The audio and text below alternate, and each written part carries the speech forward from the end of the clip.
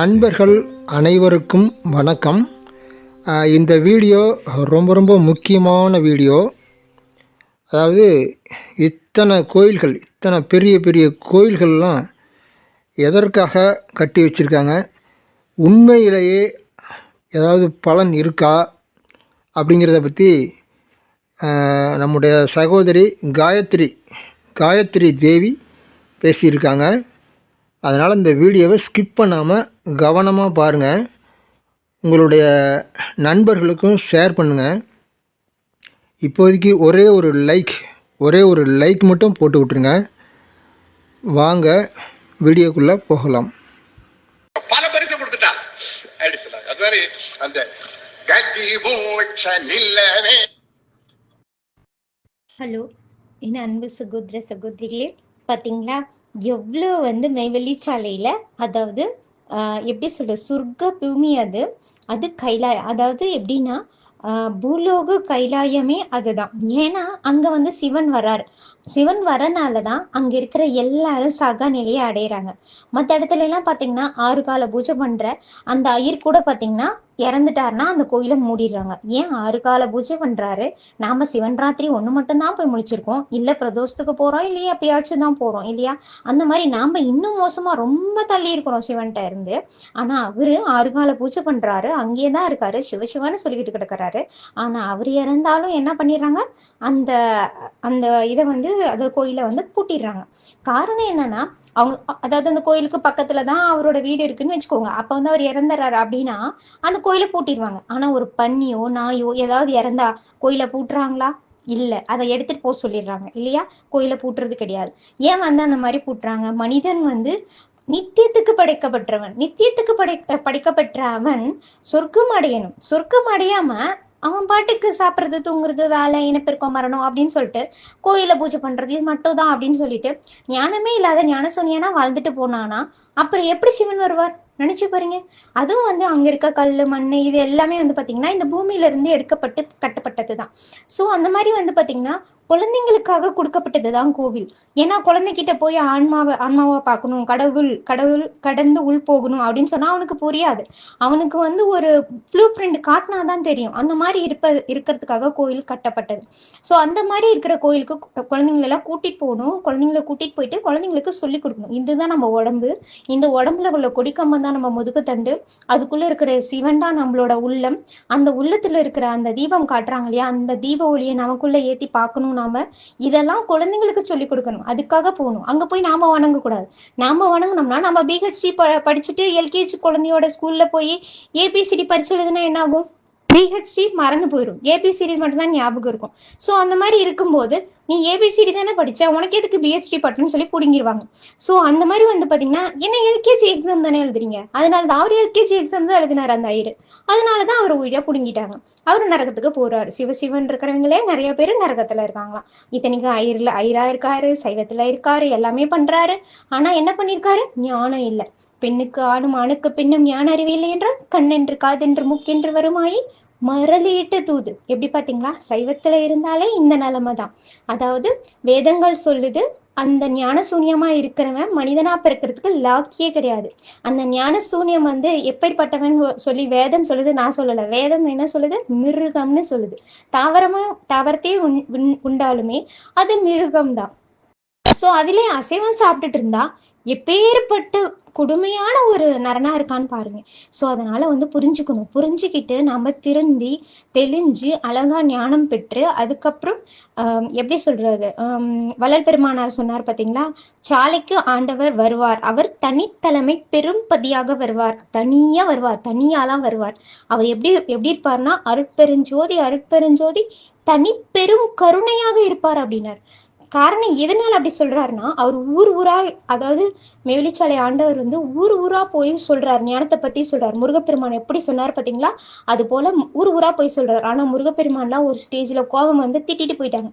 வள்ளல் பெருமானாரும் அப்படிதான் ஒரு கோபம் கடை விரித்தேன் கொள்வார் இல்லை, கட்டி கொண்டு கிளம்பி விட்டேன்னு போயிட்டார். அதே மாதிரி திருமூலரும் இவனுங்களாம் திருந்தவே மாட்டாங்க, என்னமோ பண்ணிட்டு போங்கடா அப்படின்னு சொல்லிட்டு திருமந்திரத்தை கொண்டு போய் ஒளிய வச்சுட்டு போயிட்டார். அந்த மாதிரி ஏன் அப்படி பண்ணாங்க? ரொம்ப கேவலமா ஞான சூன்யமா தெரியறானுங்க, இவனுங்களுக்கெல்லாம் பட்டாதான் அறிவு வரும்னு சொல்லி அவங்க எல்லாம் பண்ணிட்டு போயிட்டாங்க. ஆனா எப்படி வந்து அருட்பெருஞ்சோதி அருட்பெருஞ்சோதி தனிப்பெரும் கருணையா வந்திருக்காருன்னு சொல்லி வள்ளல் பெருமானார் சொல்றாரு. அது போல வள்ளல் பெருமானார் கோவிலுமே வந்து அந்த மாதிரி நமக்கு வந்து புரியறதுக்காக தான், குழந்தைங்களுக்கும் நமக்கும் சுட்டி காட்டுறதுக்காக ஒரு ப்ளூ பிரிண்ட். அதுலயுமே ஒரு இப்ப எப்படி மற்ற கோயிலெல்லாம் ஃபர்ஸ்ட் ப்ளூ பிரிண்ட் அப்படி இருக்குதோ அந்த மாதிரி இன்னும் கொஞ்சம் பெஸ்ட் ப்ளூ பிரிண்ட் அவர் காட்டினது, வள்ளல் பெருமானார் காட்டினது. அங்க போயிட்டு வந்தா ஜோதியை பார்த்துட்டா எல்லாமே கிடைச்சிருமா? அவங்க கிட்ட யமன் வரும். அங்க எத்தனை பேர் வந்து இதாகிறாங்க, அதெல்லாம் புரிஞ்சுக்கணும். அங்க வந்து சக நிலை அடையிறாங்களா, அடக்கம் பார்க்க யாராவது போறாங்களா, நினைச்சு பாருங்க. ஆனா இங்க சாலையில எங்க உலகத்துல எங்க இறந்து போனானா அங்க போய் அடக்கம் பாக்குறாங்க, அங்க அடக்கம் நடக்குது. நினைச்சு பாருங்க எவ்வளவு பெரிய விஷயம்னு சொல்லி. உலகத்துல இருந்து எங்க இருந்து வந்து சாலையில வணங்கிட்டு அந்த அந்த தனிப்பெரும் தெய்வத்தை ஏத்துக்கிறாங்களோ, அந்த ஏத்துக்கிட்ட வல்லார் சொன்ன மாதிரி நல்லா புரிஞ்சுக்கணும், தனித்தலைமை பெரும்பதியா வந்திருக்கார். அந்த ஒரு இறைவனை வந்து எப்படி வந்து ஏத்துக்கிட்டாங்களோ, அந்த ஏத்துக்கிட்டவங்க எந்த மூலையில இருந்தாலும் அவங்க வந்து அழகா அடக்கம் ஆகுறாங்க, சொர்க்கத்துக்கு போறாங்க. அந்த மாதிரி வந்து இருக்கிறவங்க தீர்த்தம் குடிக்கிறாங்க. அப்புறம் அவங்களோட உடம்பு பொண நாத்தம் நாடுறதில்ல, பொணங்கணம் கணக்கறதில்ல. ரொம்ப அசிங்கமான கசப்பு தீட்டு வந்து நாரி போய் சாகிறது கிடையாது, சாகா நிலையை அடையிறாங்க. வள்ளல் பெருமானார் சொன்னார் இல்லையா, சாகா நிலையை அடைய முடியும், உண்மை சொல்றேன் சத்தியம் சொல்றேன் வாங்கன்னு சொல்லி கூப்பிட்டாரு. எவனுமே வரல, அவருதான் அதனால விட்டுட்டு போயிட்டார். ஆனா இவர் விடல. தனிப்பெரும் எப்படி சொன்னாரு, பெரும் கருணையா இறைவன் வருவாருன்னு சொன்னார் இல்லையா, அது மாதிரி இவர் ஊரா போய் கல்லடி வாங்கி எத்தனை பிரச்சனை ஆகி, நம்மளாம் அந்த மாதிரி ஆனோன்னா போங்கடா அப்படின்ட்டு போயிடுவோம். ஆனா அவர் அப்படி இருந்தும் அவன் நரகத்துக்கு போயிட்டானா வீணாயிருவானே, அவன் நரகத்துக்கு போயிட்டானா வீணா, அந்த ஒண்ணை மட்டும் அவர் மனசுல வச்சுக்கிட்டு அப்படி ஓடினார். ஓடி ஓடி ஓடி எல்லாருக்கும் சொல்லி எல்லாரையும் திருத்தி. எத்தனை தலைகள் தெரியுமா? இப்ப தை 1க்கு நாங்க போயிட்டு வந்தோம். தை 4ஆம் தேதி நாங்க வந்து நூல் வாங்கினோம். அப்ப வந்து வேத நூல் வாங்கினோம். ஸோ அந்த தை 1ஆம் தேதி ஆயிரக்கணக்கான பேர் அங்க வந்து பொங்க வச்சாங்க. ரொம்ப நல்லா இருந்துச்சு, அவ்வளவு சூப்பரா இருந்துச்சு. ஏன்னா அவ்வளவு பேர் மனிதர்களாக மாறி தெய்வமாக போறாங்க. ஸோ அந்த மாதிரி வந்து தேவகுமாரராகவும் தேவகுமாரியாகவும் அவங்க ஆக போறாங்க. அவங்க வந்து யமன்ட்ட மாட்டி, கசப்பத்தீட்டுல மாட்டி, யமன்ட்ட மாட்டி போய் நரக்கத்துக்கு போகக்கூடிய நரன்கள் அல்ல. அங்க அவ்வளோ பேர் வந்துட்டாங்க, அவ்வளோ பேர் வந்து திருந்திருக்காங்க. அது எங்க மேவலிச்சாலையில மட்டும். அது இல்லாம மதுரையில இருக்கு, திருப்பத்தூர்ல இருக்கு. அங்கங்க அவர் எங்கெங்க போய் நிறைவு பண்ணாரோ அங்கெல்லாம் பாத்தீங்கன்னா அங்க எவ்வளவு பேர் இருக்காங்க. அது இல்லாம உலகத்துல இருந்து வர முடியாம, அந்த டைம்ல வர முடியாம மற்ற டைம் வந்துட்டு போறீங்க, பல ஆயிரம் பேர் ஆயிட்டாங்க. அந்த மாதிரி எவ்வளவு பேர் மனிதர்கள் ஆயிட்டாங்க. அவங்க எல்லாம் சக நிலையை அடைஞ்சிட்டு வராங்க. ஸோ அதனால வந்து உண்மையை புரிஞ்சுக்கணும். அந்த வேதம் தான் வந்து ஈசனோட திருமேனி. அந்த திருமேனி வந்து எப்படின்னா அதுதான் வந்து தாயா வந்திருக்காரு. அத்தாலாய் வந்தெங்களுக்கு அமுதமூட்டின்னு சொல்லி அந்த பாட்டு வரும். அந்த பாட்டை பாடிதான் வேத நூலே நம்ம தலைமையில வச்சு கொடுப்பாங்க. ஸோ அந்த மாதிரி வந்து ரொம்ப பவ்யமா தான் அதை வாங்கணும். அதை வந்து எப்படி சொல்றது, கீழே கூட தொங்க விட்டு கூட பிடிக்க கூடாது. அப்படியே தூக்கி பிடிச்சுதான் கொண்டு வந்து கார்லயும் வந்து ரொம்ப சேஃப்டியா வைக்கணும். வீட்லயும் வந்து மேல உயரத்துல தான் வைக்கணும். அந்த மாதிரி வந்து நிறைய சொல்லி தருவாங்க. ஸோ அந்த மாதிரி வந்து பாத்தீங்கன்னா, ஏன்னா வந்து சிவப்பாவோட திருமேனி, ஏன்னா அவர் சொன்னது எல்லாமே அந்த வேதத்துல தான் இருக்கு. வேதம் தான் அந்த இடத்துல சிவமே. அந்த வேதத்துல எல்லாமே இருக்கிறதுனால அந்த வேதத்தை வந்து நம்ம இறந்ததுக்கு அப்புறமா, ஏன்னா நம்ம படிச்சது வந்து எப்பயுமே ஞானம் வந்து அழியவே அழியாது. கல்வியில ஞான கல்வி எந்த கல்வியுமே அழிஞ்சு போயிடும். ஆனா ஞான கல்வி அழியவே அழியாது. அடுத்த ஒரு நம்ம விட்டுட்டு போனோம்னால அடுத்ததுல தொடரும். இது நம்ம கேள்விப்பட்டிருக்கோம். ஸோ அந்த மாதிரி அந்த வேத நூல் வந்து பாத்தீங்கன்னா நம்ம இறந்ததுக்கு அப்புறமும் நமக்கு வந்து வரும். அதனாலதான் அது வந்து அவ்வளவு பவ்யமா பண்ணணும், செய்யணும் அப்படின்னு சொல்லி அதை சொல்லி தராங்க. ஸோ அந்த வேத நூல் வாங்கி டெய்லி படிச்சுட்டு வந்தா மட்டும்தான் நம்ம இந்த பிரளயத்துல இருந்து தப்பிக்க முடியும். மிகப்பெரிய பிரளயம் வரப்போகுது. இப்ப பாருங்க, அங்கங்க போர் நடந்துட்டு இருக்கு. அது இன்னும் பெருசா வெடிக்கும். அந்த மாதிரி வரும்போதுதான் மிகப்பெரிய பிரளயம் வரும். அதுல எல்லாம் நம்மளை காப்பாத்திக்கணும் அப்படின்னா, அது மட்டும் இல்லாம இயற்கை சீற்றழிவும் நிறைய நடக்கும். காரணம் என்னன்னா, இனி இந்த பூமாதேவியும் சரி, சிவப்பாவும் மாமாவும் சரி, அதை யாருமே வந்து தெய்வங்கள் வந்து இந்த அசுர குலத்தை சுமக்க மாட்டேன்னு சொல்லிட்டாங்க. ஸோ வந்து எல்லாத்தையும் வீசி எறிய போறாங்க. ஸோ அதனால நல்லவர்கள் மட்டும்தான் தப்பிக்க போறாங்க. அது வந்து அதுதான் கொரோனாலலாம் வந்து நமக்கு காட்டினது. அத்தனை பேர் கொத்து கொத்தா இறந்து போனாங்க. அவங்கள புதைக்கிறதுக்கு என்ன பண்றதுன்னே தெரியாம ஒரு இடத்துல குழிய தோண்டி எல்லாத்தையும் போட்டாங்க.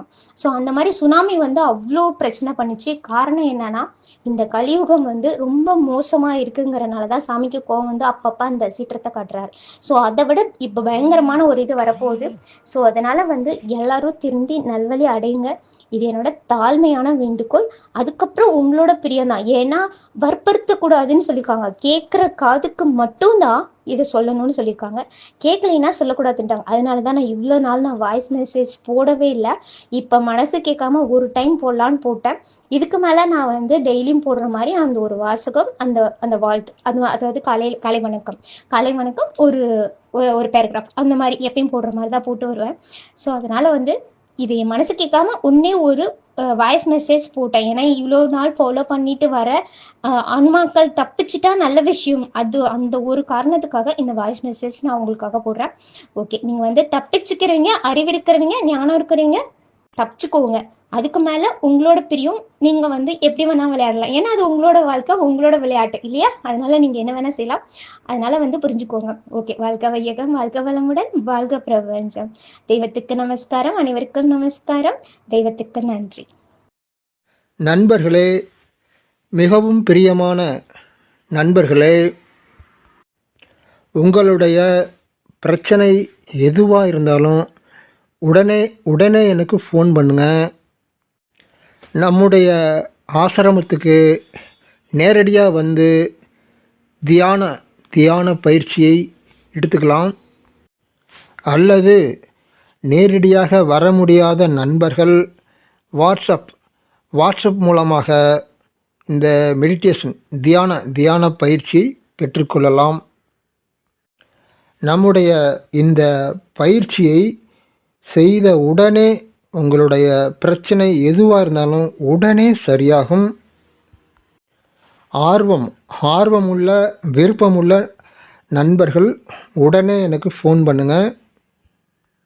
நண்பர்களே, இந்த வீடியோவுக்கு ஒரே ஒரு லைக் மட்டும் போட்டு விட்ருங்க. உங்களுடைய நல்ல நண்பர்களுக்கு ஷேர் பண்ணுங்கள். அதோட இந்த வீடியோவுக்கு கண்டிப்பாக ஒரு கமெண்ட் போட்டு விடுங்க. நன்றி நண்பர்களே. நான் வந்து மற்றொரு அருமையான பதிவில் உங்களை சந்திக்கிறேன். வாழ்க வளமுடன், வாழ்க வளமுடன்.